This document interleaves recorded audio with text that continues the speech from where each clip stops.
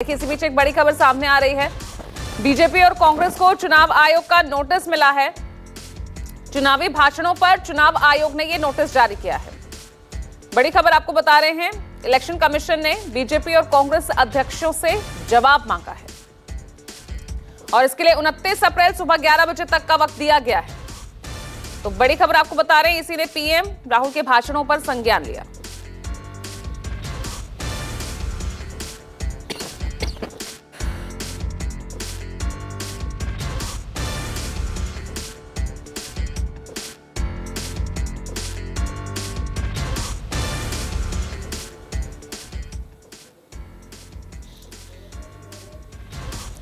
और संजीव त्रिवेदी जुड़ गए मेरे साथ, वरिष्ठ सहयोगी, इस वक्त ज्यादा जानकारी के साथ।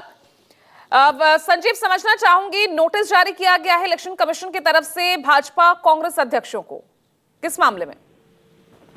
देखिए, जो स्टार प्रचारकों की सूची होती है उसमें राहुल गांधी और प्रधानमंत्री दोनों के नाम हैं और इन दोनों के द्वारा संज्ञान में आया है चुनाव आयोग के कि ऐसे भाषण दिए गए जो कि आचार संहिता के उल्लंघन जैसे थे।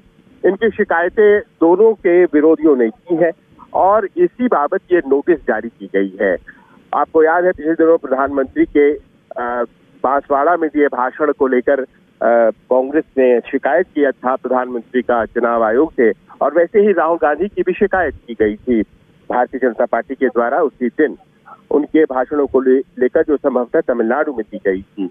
और इन दोनों का संज्ञान लेते हुए ये नोटिस दी गई है और ये नोटिस दोनों पार्टियों के अध्यक्षों को दी गई है जो कि स्टार प्रचारकों के लिस्ट को फाइनल करते हैं। और जवाब मांगा गया है 29 अप्रैल की 11 बजे दिन तक, और जाहिर है एक्सप्लेन करना पड़ेगा दोनों दलों को कि आखिर उनके जो स्टार प्रचारक हैं प्रधानमंत्री और राहुल गांधी, उन्होंने अपने भाषणों में उन चीजों का उल्लेख क्यों किया जो कि आचार संहिता के खिलाफ मानी जाती है। ठीक है, और उसके लिए 29 अप्रैल तक का वक्त दिया गया है। सुबह 11 बजे तक दोनों ही पार्टियों की तरफ से जवाब दाखिल करना होगा।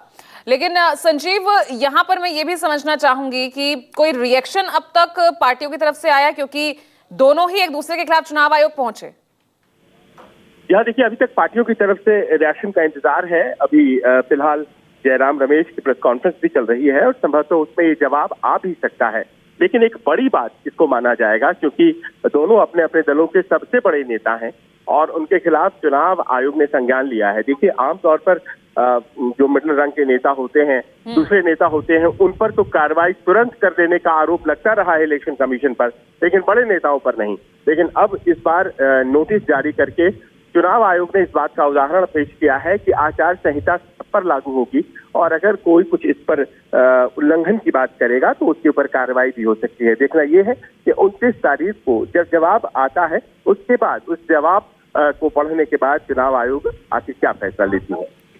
बिल्कुल, और संजीव, बहुत जरूरी भी हो जाता है भाषाओं की मर्यादा। जो हम देख रहे हैं लगातार चुनावों में जो स्तर गिरता जा रहा है, इलेक्शन कमीशन इसको लेकर संजीदा होना वो बहुत जरूरी भी है। और जो भी जवाब होगा संजीव, मैं समझना ये भी चाहूंगी कि आगे उसका क्या प्रोसेस, क्या कार्रवाई रहेगी।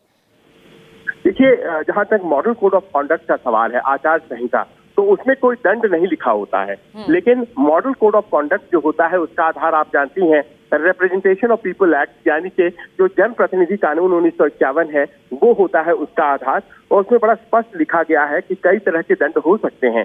जैसे अभी पीछे हेमा मालिनी को लेकर के रणदीप सुरजेवाला ने जो बयान दिया था उसका संज्ञान लिया गया और उस संज्ञान लिए जाने के बाद आपको याद होगा 48 घंटे तक रणदीप सुरजेवाला के ऊपर प्रचार नहीं करने का एक बैन लगाया था। ये इसी चुनाव की बात है। अगर आप 2019 के चुनाव को याद करें तो उस वक्त बहन कुमारी मायावती और योगी आदित्यनाथ, उन सबों के ऊपर इलेक्शन कमीशन के द्वारा दंडात्मक कार्रवाई की गई थी और उनको समय समय के लिए बाधित किया गया था प्रचार करने से। तो आप प्रचार न कर पाए, इस बात की गुंजाइश होती है, इस बात का एक फैसला किया जाता है। देखना पड़ेगा कि इसमें इनके जवाबों में क्या मेरिट पाता है चुनाव आयोग और किस तरह का फैसला लेता है। बिल्कुल, और जो है सवाल उठाए यहाँ पीएम और राहुल गांधी के भाषण को लेकर, तो ऐसे में और दोनों ही गठबंधन का वो चेहरा जो अपने गठबंधन के रथ को आगे बढ़ा रहे हैं। बहुत बहुत शुक्रिया आपका संजीव इस तमाम जानकारी के लिए। एक छोटे से ब्रेक ले रुक रहे हैं, देखते रहेगा न्यूज़ 24।